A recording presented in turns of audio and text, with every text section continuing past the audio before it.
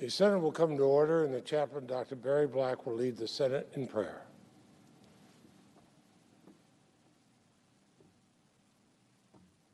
Let us pray.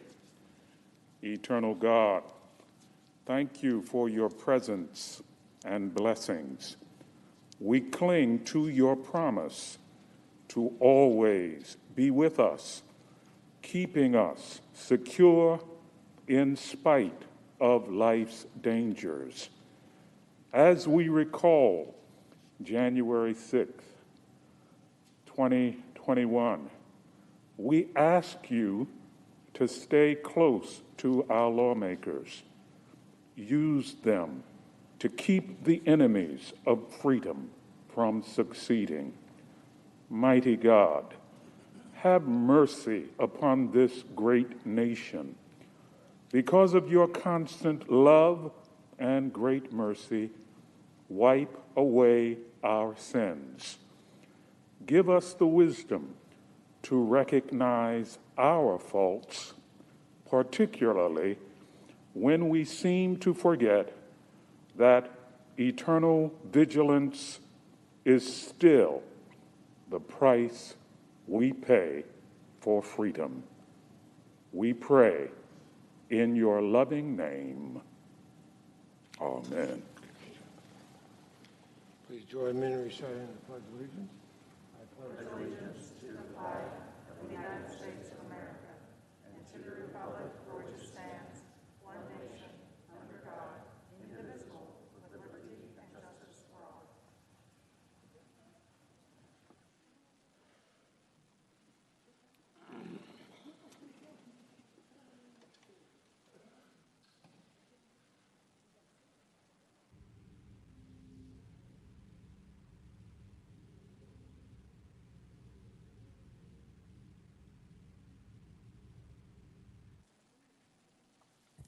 Under the previous order, the leadership time is reserved and morning business is closed.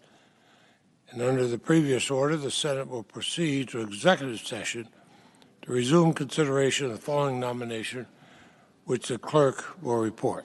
Nomination, Department of State, Ann A. Witkowski of Maryland, to be an Assistant Secretary, Conflict and Stabilization Operations.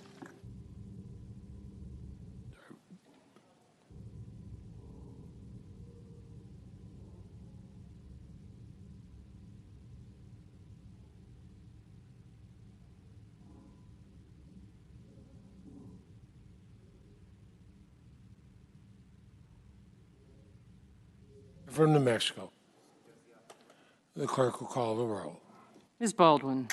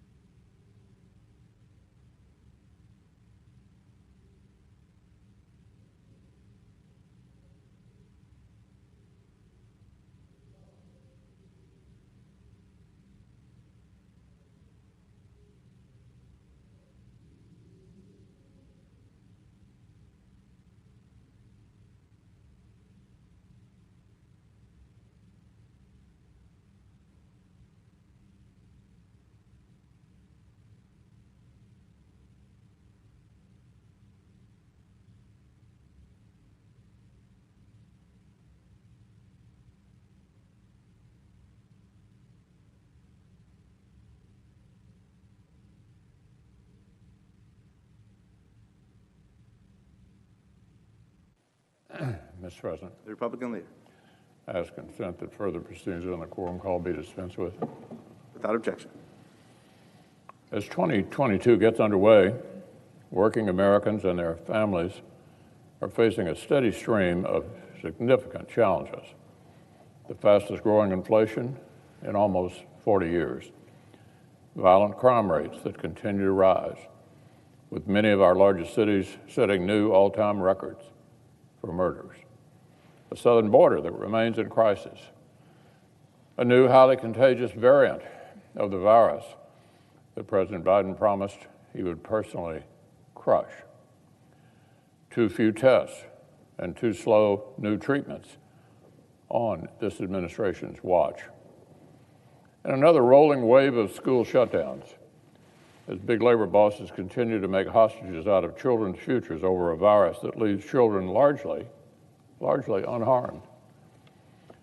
Late last year, one poll asked Americans about the most important problems facing the country. Some were most worried about the high cost of living. Others said, not surprisingly, the pandemic. 1/5 of respondents, the most by far, said the biggest issue was poor leadership at a time when the Democratic Party controls the entire government. But, Mr. President, you know what wasn't on the list of concerns? Wasn't there at all. The fictional, scary stories that liberal activists keep repeating about how democracy is at death's door. The November 2020 election had the highest turnout in 120 years. 94% of voters said voting was easy. Only 33% of Americans say it is currently too hard for eligible voters to vote. And a larger number than that actually say current laws are too loose. Too loose. The American people are not buying this nonsensical talk of Jim Crow 2.0 or a voting rights crisis. Everybody apart from left-wing activists and the press understands this emperor has no clothes at all. A few months ago, even voters in blue New York rejected multiple ballot measures to soften up election laws the way liberal activists prefer. This fake outrage is just a predicate for Washington Democrats to do something they have sought to do literally for years: appoint themselves a nationwide board of elections on steroids. This is the takeover that Democrats have sought for multiple years using multiple different justifications. It's not a voting rights bill, it's a sprawling, sweeping takeover of our democracy.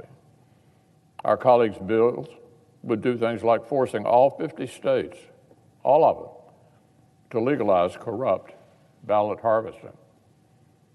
They'd have the government send public funds directly to political campaigns. The same Attorney General who has frivolously sued Texas just to placate the White House, whose Department of Justice tries to intimidate parents, would be handed new power to micromanage election law. Some early drafts of this bill tried to literally, openly turn the Federal Election Commission into an outright partisan body. Talk about tipping your hand. These changes wouldn't bolster faith in our democracy or in our institutions. It would do exactly the opposite. It would be a civic wrecking ball. And listen, that's before you consider that Senate Democrats want to destroy our own institution to ram this through. The current Senate Democratic leader once said that nuking filibuster rules would be a, quote, doomsday for democracy, end quote. Just a few years ago, more than 30 Senate Democrats joined a bipartisan letter supporting the legislative filibuster. President Biden defended the principle in long, passionate speeches throughout his entire career.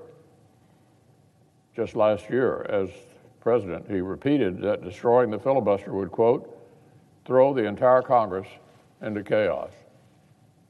He certainly was right about that. There's no partial or limited nuclear option on the table. As the senator for West Virginia put it yesterday, whenever you start talking about carving things out, you end up eating the entire turkey. No party that would trash the Senate's legislative traditions can be trusted to seize control over election laws all across America. Nobody who is this desperate to take over our democracy on a one-party basis can be allowed to do it. Finally, it is beyond distasteful for some of our colleagues to ham-fistedly invoke the January 6th anniversary to advance these aims. Washington Democrats have been trying to seize control over elections for years. Their first draft of the legislation at hand was introduced in January of 2019. The fact that violent criminals broke the law does not entitle Senate Democrats to break the Senate. It is surreal to hear sitting senators invoke January the 6th to justify, listen to this, to justify breaking rules to grab outcomes they have not earned. I'm going to say that again. It is surreal to hear sitting senators invoke January the 6th to justify breaking the rules to grab outcomes they have not earned. It is surreal to hear sitting senators invoke January the 6th to argue that institutions can be trampled because they'd like a different result. A year ago, the Senate didn't bend and it didn't break. We held strong. It is jaw-dropping for colleagues to propose to commemorate that by breaking the Senate themselves in a different way. A year ago, there was a lot of talk on this floor about protecting the norms and institutions of our democracy, about putting long-term bipartisan traditions ahead of short-term partisan power. Someday soon, it appears, we may learn which of us actually really meant it. Now, on another matter, over the holidays, Russian President Vladimir Putin's insatiable and unreasonable demands only grew. So did Russia's threat to Ukraine, Europe, NATO, and our own interests. Putin cannot be allowed to use force or the threat of force to further erode Ukraine's territorial integrity. The West cannot be bullied into betraying our friends, forgetting our principles, or accepting a Russian sphere of influence. Freedom's friends will either stand up to the bully while we have a chance, or we will rue the day we did not, whether in Europe, Asia, or elsewhere. If Putin walks away from this self-created crisis feeling emboldened, he and others will run the same play again and again and again. It is appropriate for the administration and our allies to seek to de-escalate the situation, but not at the expense of deterrence and not by throwing our friends' security under the bus. And if we don't make sure our allies and partners have a seat at the table, they may well end up on the menu. For Putin, this is not just about Ukraine. This is about breaking NATO and Europe and restoring Russian domination of its neighbors. I support President Biden's stated desire to deter further Russian aggression against Ukraine. But his administration must move faster to provide emergency military capabilities to help Ukrainians defend themselves and deter attacks. Time is of the essence. Moving at the speed of bureaucracy is simply not going to cut it. Neither will waiting until Russia escalates, at which point, of course, it would be too late. Because this is not merely about Ukraine. President Biden must also work with NATO allies to reinforce our collective military position on the continent. We have to reassure our eastern flank NATO allies and deter any threats to the alliance by demonstrating that 30 nations are both willing and able to uphold Article 5. The Russians have to believe that. The president, with bipartisan support, has threatened sanctions against Russia. European allies must show they, too, will impose significant sanctions on Moscow for any additional aggression against Ukraine. Even if this crisis abates, the long-term threat from revisionist powers like Russia and China isn't going anywhere. These countries literally want to redraw world maps and rewrite international rules through force or threat of force. So, Mr. President, this is why the United States must be as serious about modernizing our military as our adversaries are about modernizing theirs. While the Biden administration talks a good game about competing with China, their first budget proposal to cut defense spending in real terms, actually in real terms, it was especially significant given runaway inflation. We cannot shirk on investing in our military, and our friends and allies must also pull their weight. NATO's 2% pledge from 2014 is not sufficient for the threats we face in 2022. But key NATO partners have still not met even that commitment. Europe must also reassess energy and environmental policies that have purchased a green veneer at the expense of more dependence on Russia and more leverage for Moscow. This should begin with abandoning the Nord Stream 2 pipeline. The United States, NATO, and our partners can either act now, or believe me, we will live to regret it.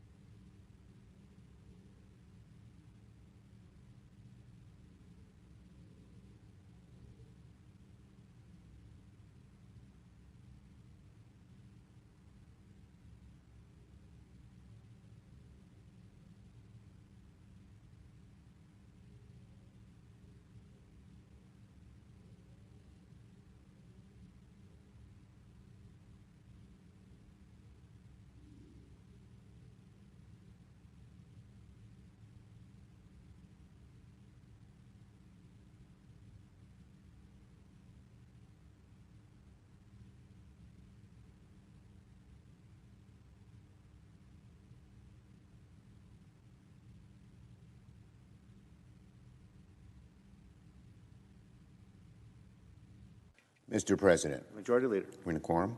No. Now, Mr. President, earlier this morning I had the opportunity to join my colleagues in the Senate Rules Committee for a hearing on the progress our Capitol has made to increase the security of this complex in the aftermath of January 6th. We heard testimony from U.S. Capitol Chief of Police Thomas Manger, who in his first 6 months has done an outstanding job to make this building safer and better prepared for the sort of horrors that befell this hallowed space only 1 year ago this week. That day, on January 6th, 2021, the men and women of our Capitol Police stood on the front lines of the unimaginable, a violent assault upon the U.S. Capitol, instigated by former President Trump and carried out by a mob of radicals looking to halt the peaceful transfer of power.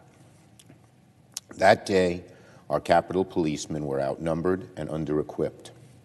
Yet their bravery and quick thinking saved many lives and prevented a violent riot from becoming something even worse. Today we honor all those who stepped up that day, especially those who we've lost in the aftermath.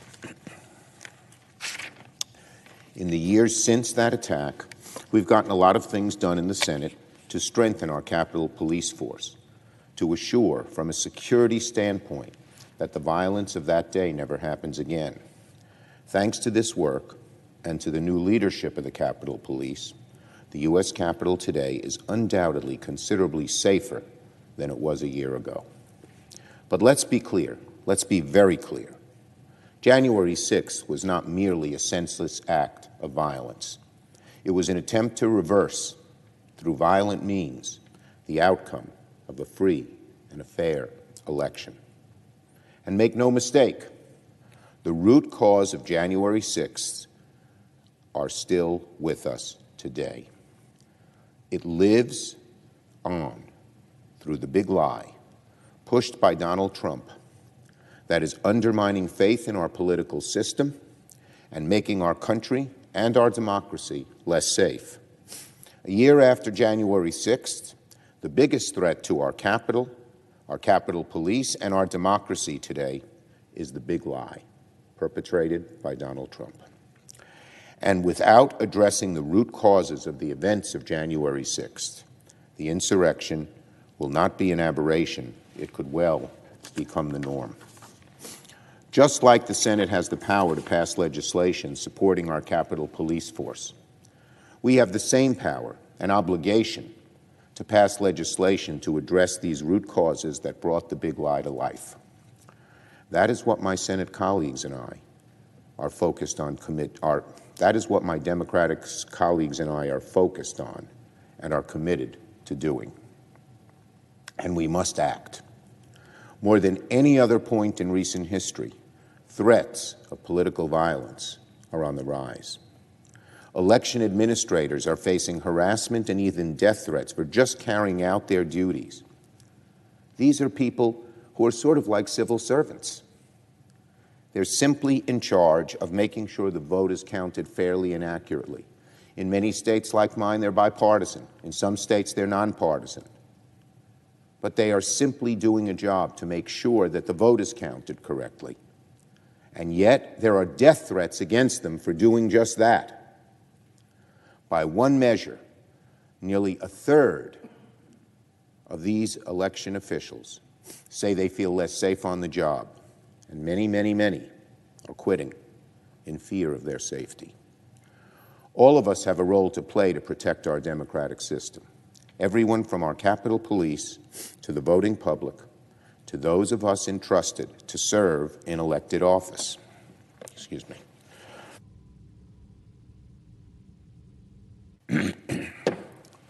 Mr. President, just as the Capitol Police have taken the experience of January 6th to institute reforms for the future, every member of the United States Senate is called to do the same, to reckon with the lessons of that terrible day and take action to cure America of the disease of the big lie.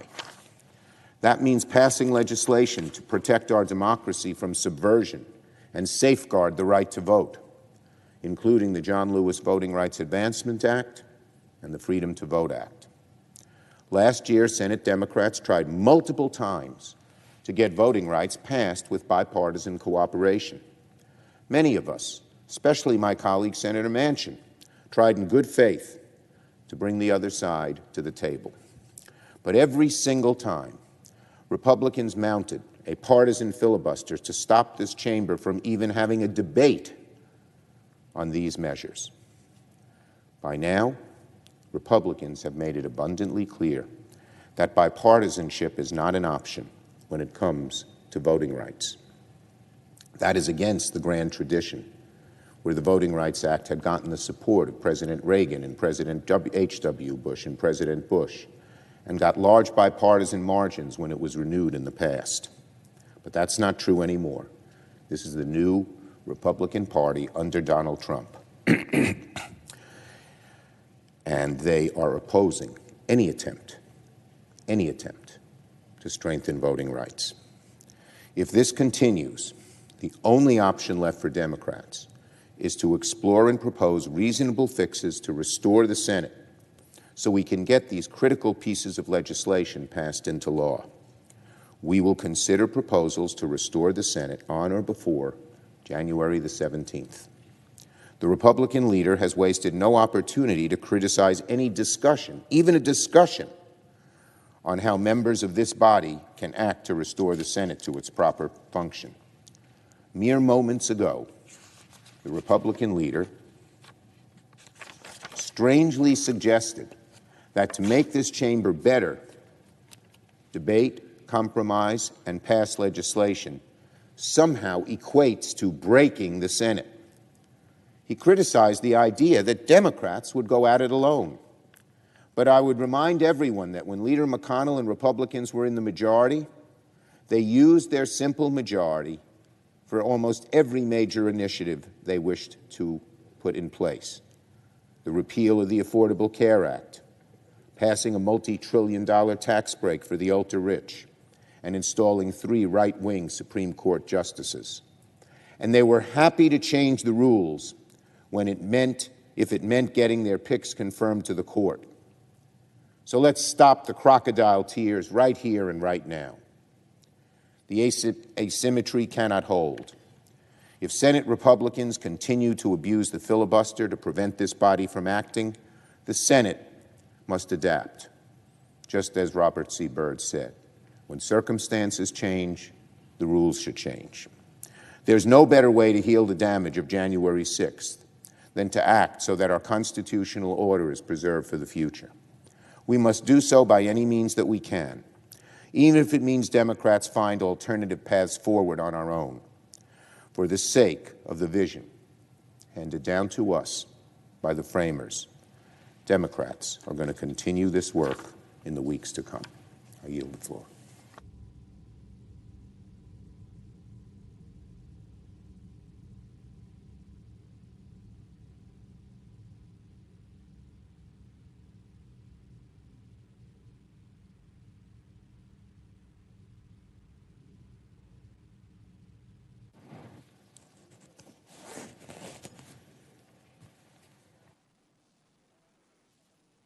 President. Mr. President, November 9th, 2020 was the first day that the Senate was in session following the presidential election that year. 6 days had passed since the polls had closed, 2 days since enough votes were tallied for the Associated Press, TV networks, including Fox, to conclude that Joe Biden was elected President of the United States. But inside the White House, former President Donald Trump was busy. He was tweeting a torrent of lies and conspiracy theories to deny the obvious. He was ready to pull the White House and the People's House, this United States Capitol, down around him in order to overturn an election which he had lost. Never before, never in the history of the United States has a president or presidential candidate shown such utter contempt for the will of the American people or for the peaceful transition of power in a democracy.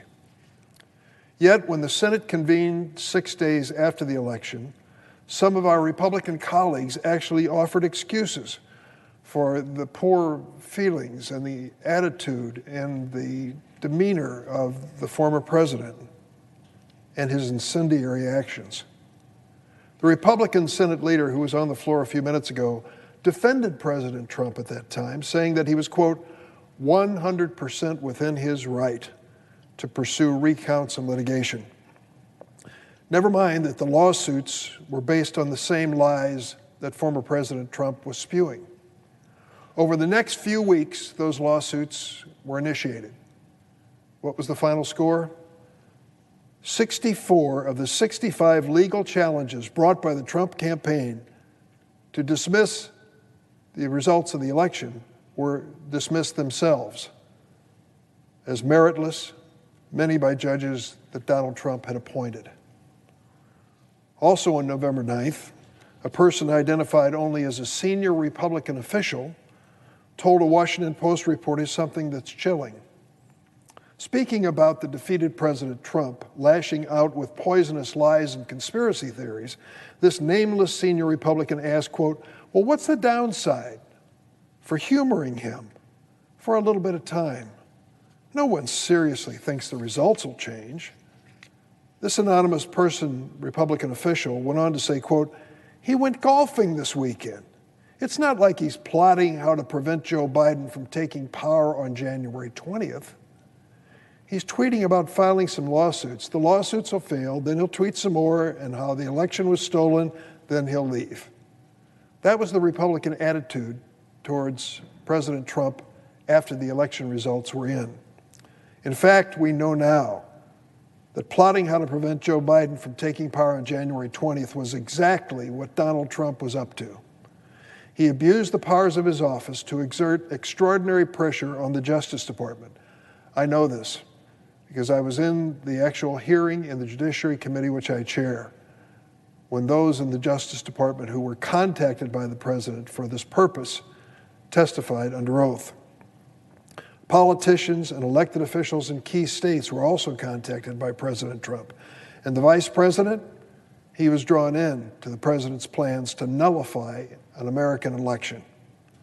We came perilously close to losing our democracy at that point. It survives today only because men and women of conscience, Democrats and Republicans, refused to cooperate with the former president.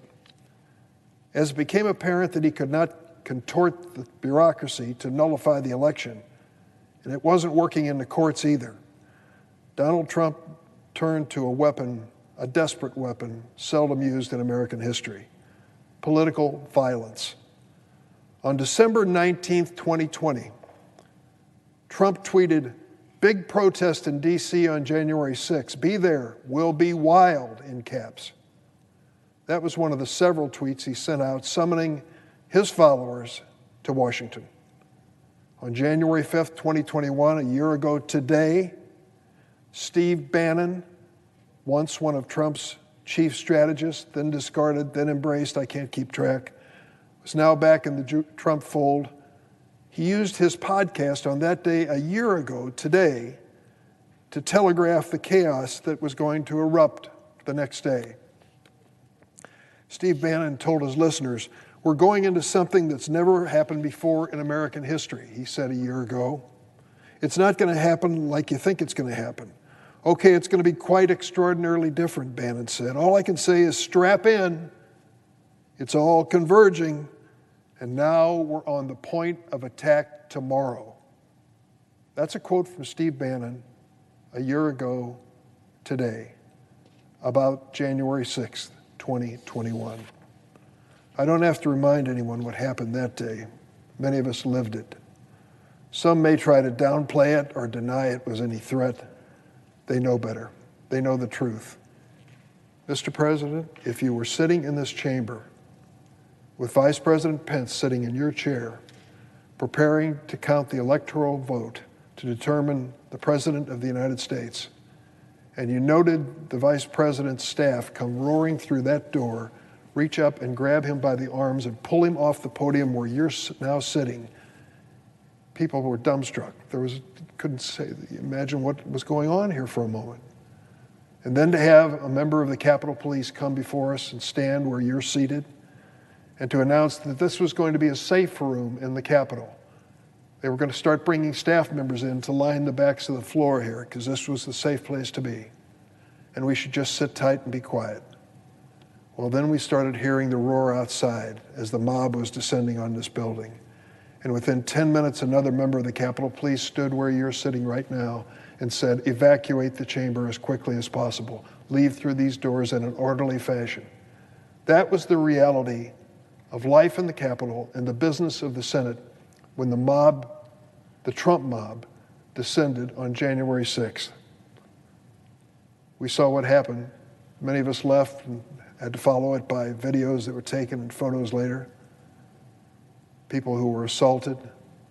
When it was all over, 5 people were murdered, and 140 members of law enforcement were assaulted and victimized, physically attacked. Those who dismiss it or don't want to talk about it on the floor have to accept the reality. And the reality was there was death and violence against law enforcement officials that day. And the notion that somehow all these people carrying Trump signs and banners were actually Democrats, what are they thinking? To believe that for a moment is to be totally deluded when it comes to the truth. So what has happened since? The largest criminal prosecution in the history of the United States has ensued. All those videotapes that were taken by the participants and others in the course of this insurrectionist mob have been used to establish evidence to bring criminal charges against more than 700 individuals, some of whom were already serving time in prison for what they did that day. And it's not over. It's anticipated another 300 will be charged, some with even more serious crimes. This was no minor incident, or as a Republican congressman from Georgia said, just tourists visiting the Capitol. No, it was a deadly moment. People died as a result of what happened that day. People have been changed forever as a result of what happened that day. It was for real. Today, the windows and furniture that was shattered by the rioters have been replaced. The National Guard members have gone home. Thank goodness the security fence around the Capitol is finally down. But there are many invisible scars from January 6th. Those 5 police officers who battled the mob died. More than 140 were wounded. And the big lie of the stolen election that Trump used to summon his mob continues to metastasize. Over the last year, Republican lawmakers across the country have used this big lie as a pretext to pass laws to make it more difficult for Americans to vote. The Republican leader came to the floor and said 94% of the people who voted in the last presidential election said it was easy. Well, I'm sure that's true. It was the largest turnout since 1900. But what has happened in almost 20 states since then? Those state legislatures, controlled by the Republican Party, have tried to make it more difficult in the next election for the same people to vote. That's a fact. And Americans now distrust our elections. More now believe that political violence is acceptable, and that has to change. Our democracy cannot endure with these cancers spreading. Abraham Lincoln called American democracy the last best hope on earth. This last year has taught us that it may be the last best hope, but it is fragile. Our generation, every generation, has to be willing to fight to protect it. For the sake of our forebears who gave us this democracy, and for our children and grandchildren who will inherit its future, I'm begging my colleagues on both sides of the aisle to condemn what happened in this chamber on January 6, 2021, and to make it clear once and for all on a bipartisan basis that we stand together united for this democracy to succeed. Mr. President, I yield the floor.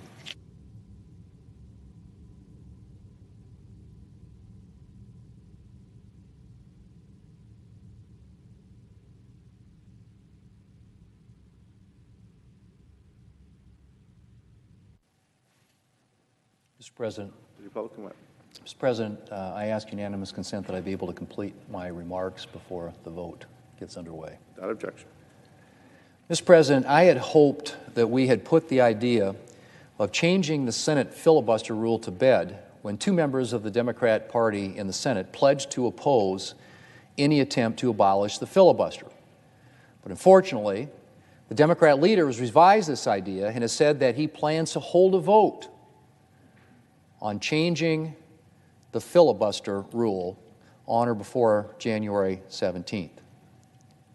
Mr. President, Democrats have offered a lot of bad ideas over the past year, a lot of bad ideas.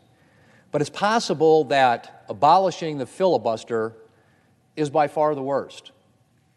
Abolishing the filibuster would mean fundamentally changing the character of the Senate and removing one of the most significant protections for minority rights in our system of government. Mr. President, our founders recognized that it wasn't just kings who could be tyrants.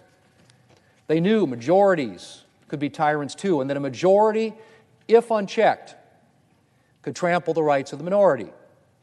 And so the founders combined majority rule with both representation and constitutional protections for the minority. They established safeguards, checks, and balances throughout our government to keep the government in check and ensure that the rights of the minority were protected. And one of those safeguards, Mr. President, was the United States Senate. In the House of Representatives, majority rule is emphasized, and the founders could have left it at that. They could have stuck with a single legislative body, but they didn't. Why? Because they were worried about the possibility of tyrannical majorities in the House endangering the rights of the minority. The author of Federalist 62 notes, and I quote, "A Senate as a second branch of the Legislative Assembly, distinct from and dividing the power with a first, must be in all cases a salutary check on the government. It doubles the security to the people by requiring the concurrence of the two distinct bodies in schemes of usurpation or perfidy. Secondly, the necessity of a Senate is not less indicated by the propensity of all single and numerous assemblies to yield to the impulse of sudden and violent passions and to be seduced by factious leaders into intemperate and pernicious resolutions," end quote. That from the author of Federalist 62. And so, Mr. President, the founders created the Senate as a check on the House of Representatives. They made the Senate smaller and senators' terms of office longer with the intention of creating a more stable, more thoughtful, and more deliberative legislative body to check ill-considered or intemperate legislation in attempts to curtail minority rights. And as time has gone on, the legislative filibuster has become perhaps the key way the Senate protects minority rights. The filibuster ensures that the minority party and the Americans it represents has a voice in the Senate. It forces compromise. It forces bipartisanship, encourages a greater level of stability and predictability. Even in the rare case when a majority party has a filibuster-proof majority in the Senate, the filibuster still forces the majority party to take into account the views of its more moderate or middle-of-the-road members, thus ensuring that more Americans are represented in legislation. Removing the filibuster would erase this protection and allow the majority, including an incredibly narrow or merely technical majority, as Democrats have right now, to trample minority rights. In the words of one former senator, and I quote, "We should make no mistake, it is a fundamental power grab by the majority party. Folks who want to see this change want to eliminate one of the procedural mechanisms designed for the express purpose of guaranteeing individual rights. And they also have a consequence and would undermine the protections of a minority point of view in the heat of majority excess," end quote. That, Mr. President, is former Senator, now President Joe Biden, one of the many Democrats who has opposed abolishing the filibuster. Because, of course, Democrats were singing a different tune on the filibuster just a couple of years ago. When President Trump urged Republican senators to abolish the legislative filibuster, and I would add dozens of times, Democrats were strongly opposed.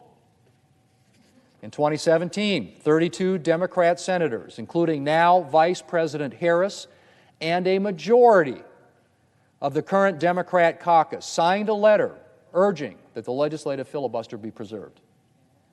And Republicans agreed and refused to abolish the legislative filibuster despite the former president's repeated urging. It's not because we didn't have a lot of legislation that we wanted to pass. We did. And we knew that abolishing the filibuster would make it a whole lot easier to advance our agenda. But we also knew that the Senate wasn't designed to let a slim majority of senators push through whatever agenda it wanted, and that abolishing the legislative filibuster would quickly come back to haunt us when we were in the minority again. And so we resisted our own president's urging and preserved the legislative filibuster. Now, however, many Democrats who not only supported, but actively and repeatedly used the filibuster during the previous administration to block major coronavirus relief legislation and police reform legislation have apparently decided that rules protecting the minority should only apply when Democrats are in the minority. Apparently, Democrat minorities deserve representation, but Republican minorities do not. It's a particularly outrageous position when you consider the fact that right now Democrats have nothing more than a technical majority in the Senate. The Senate is currently divided 50-50. The only reason Democrats have a deciding vote in the Senate is because the Vice President is a Democrat. That's hardly the kind of majority that should make Democrats feel free to steamroll minority rights.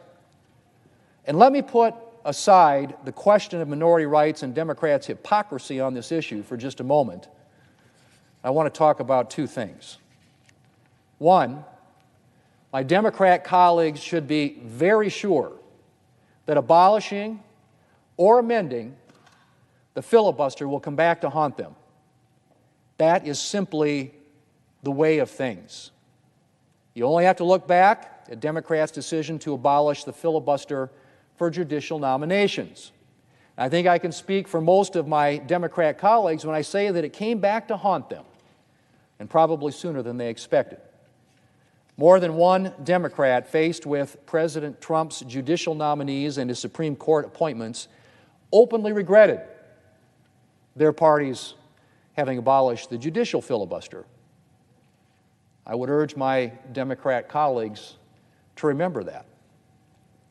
And I would urge them to remember that if they regret having abolished the judicial filibuster, they're likely to regret abolishing the legislative filibuster even more. I'd also urge them to remember that they barely have a majority now, and that even the strongest majorities eventually end up back in the minority. Sooner or later, abolishing or amending the legislative filibuster will come back to haunt them. I get that my Democrat colleagues want to accomplish big things. Well, I'd just like to remind them that it's possible to accomplish big things in a bipartisan fashion. I know, because we did it at the Commerce Committee when I was the committee chair. But it does require a real willingness to compromise and an acceptance of the fact that the Senate is not designed to let a narrow majority unilaterally impose its will. Finally, Mr. President, I urge my Democrat colleagues to think about what abolishing the filibuster would mean for ordinary Americans. Of course, it would mean decreased representation for any Americans whose party was in the minority. But it would also mean highly unstable government policy and a resulting lack of confidence in government, as well as a sharp increase in partisanship, which I venture to say is not what we need around here right now.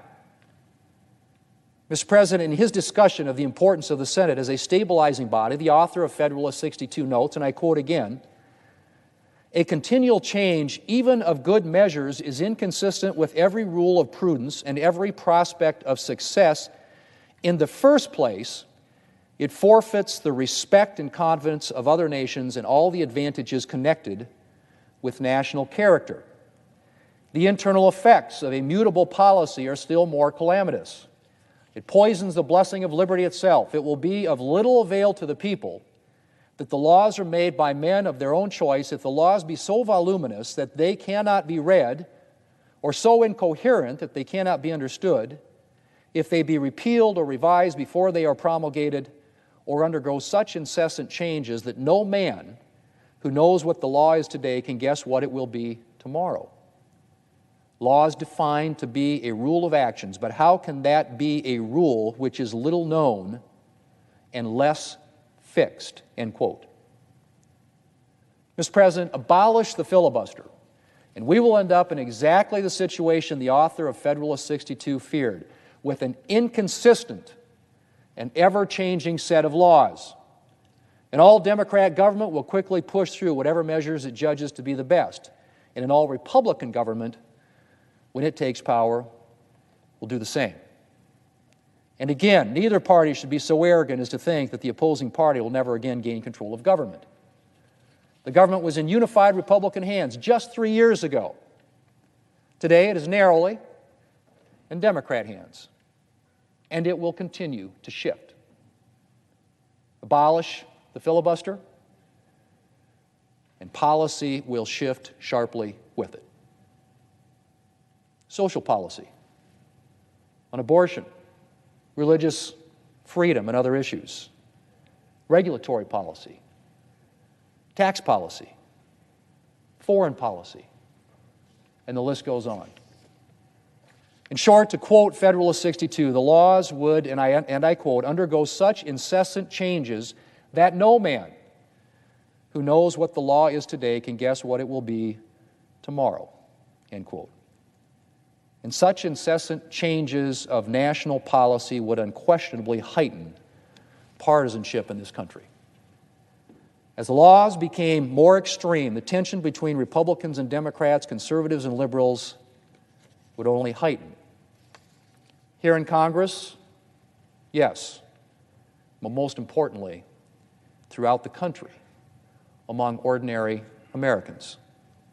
Our government would no longer be perceived as government of the people and for the people. It would now be perceived as government of and for Democrat Americans or Republican Americans, depending on the party in power.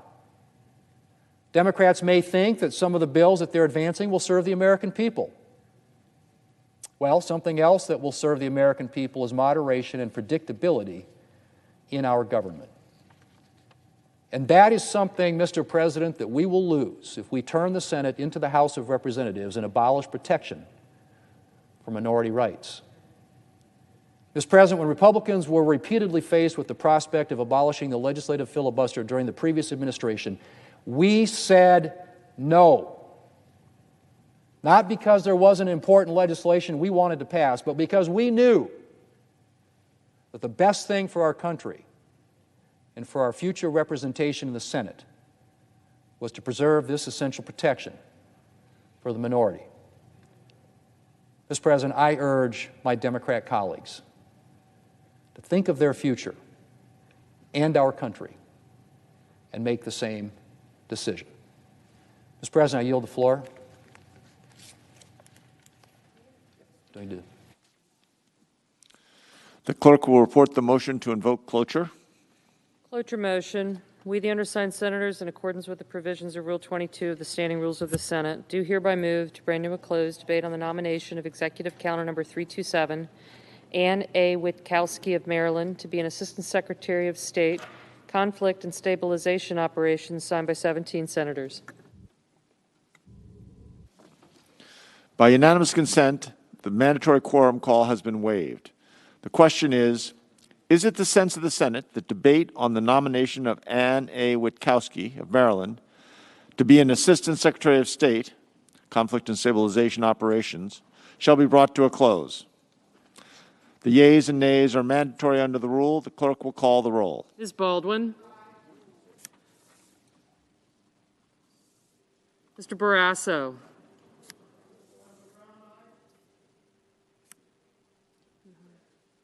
Thank you. Thank you. Mr. Bennett. Mrs. Blackburn. Mr. Blumenthal. Mr. Blunt. Mr. Booker. Mr. Bozeman. Mr. Braun. Mr. Brown. Mr. Burr. Ms. Cantwell, Mrs. Capito, Mr. Cardin, Mr. Carper, Mr. Casey, Mr. Cassidy, Ms. Collins, Mr. Coons, Mr. Cornyn, Ms. Cortez Masto,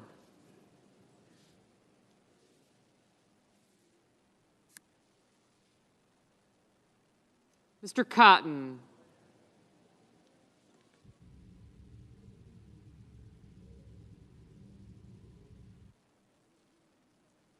Mr. Kramer, Mr. Crapo, Mr. Cruz, Mr. Daines, Ms. Duckworth, Mr. Durbin, Ms. Ernst, Mrs. Feinstein, Mrs. Fisher, Mrs. Gillibrand, Mr. Graham, Mr. Grassley, Mr. Haggerty, Ms. Hassan, Mr. Hawley, Mr. Heinrich, Mr. Hickenlooper. Thank you. Ms. Hirono, Mr. Hoven,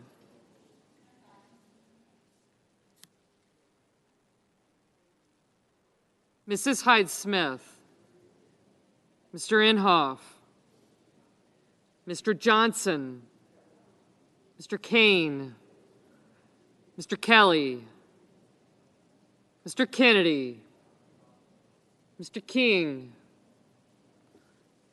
Ms. Klobuchar, Mr. Langford, Mr. Leahy, Mr. Lee, Mr. Lujan, Ms. Lummis, Mr. Manchin, Mr. Markey, Mr. Marshall, Mr. McConnell, Mr. Menendez, Mr. Merkley, Mr. Moran, Ms. Murkowski,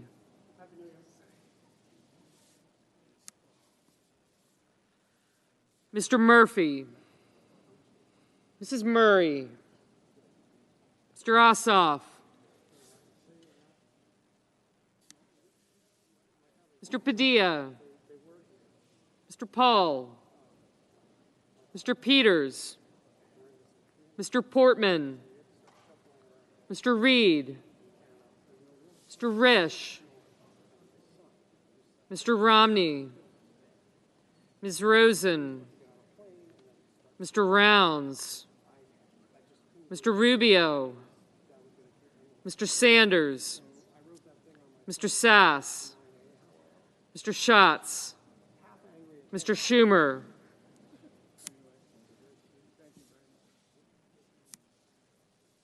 Mr. Scott of Florida, Mr. Scott of South Carolina, Mrs. Shaheen, Mr. Shelby, Ms. Sinema, Ms. Smith, Ms. Stabenow, Mr. Sullivan, Mr. Tester, Mr. Thune, Mr. Tillis, Mr. Toomey, Mr. Tuberville, Mr. Van Hollen, Mr. Warner, Mr. Warnock, Ms. Warren, Mr. Whitehouse,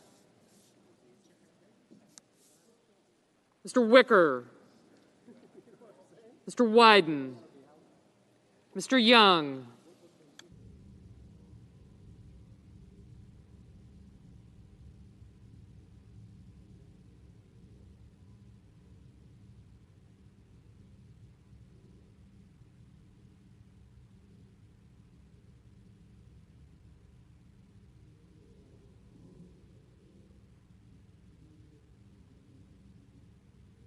Senators voting in the affirmative: Baldwin, Brown, Kramer, Durbin, Hickenlooper, King, Klobuchar, Lujan, Merkley, Schatz, Shaheen, Smith, and Tillis.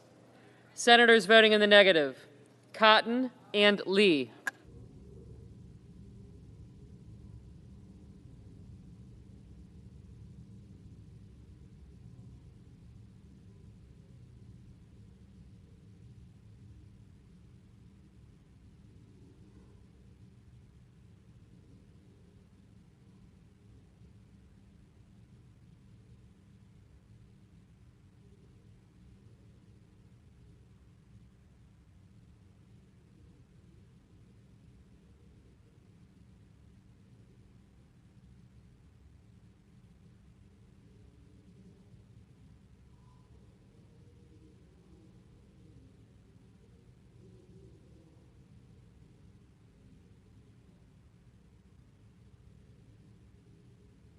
Mr. Leahy, aye.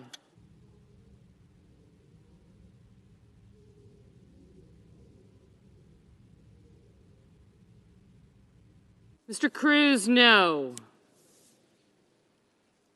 Christie?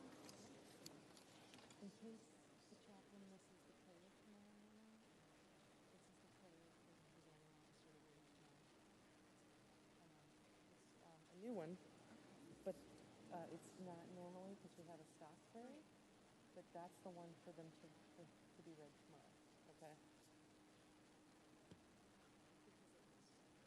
In case he misses because of the closeout. Right. So, 9? He said 9? So if he misses it, the presider should read that. I know we will, I'm happy to hold on to it, but those were the instructions. Mr. Markey, aye.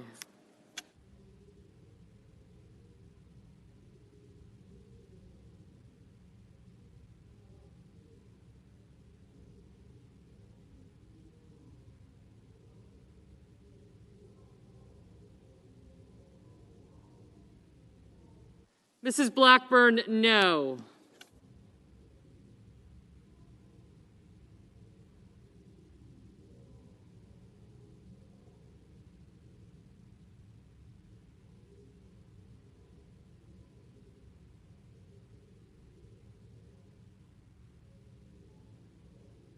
Mr. Kelly, aye.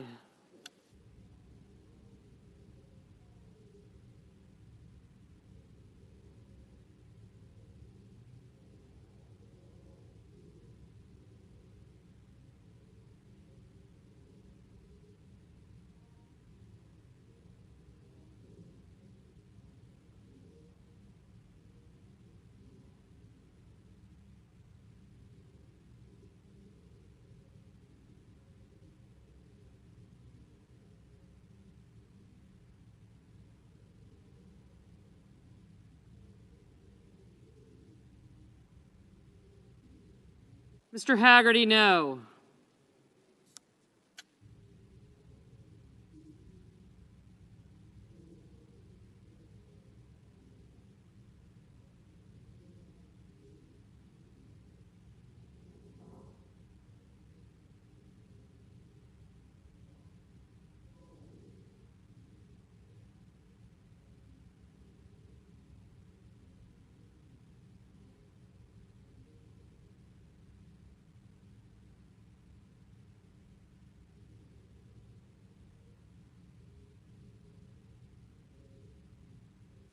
Mr. Heinrich, aye.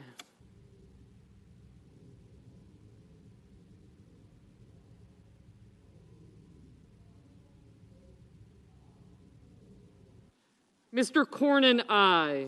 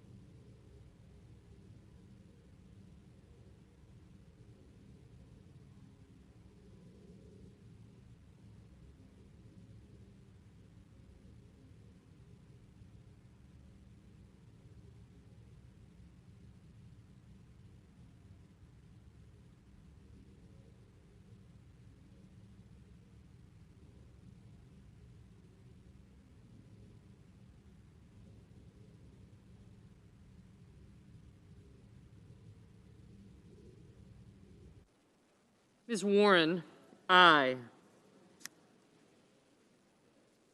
Mr. Warnock, aye. Mr. Warner, aye.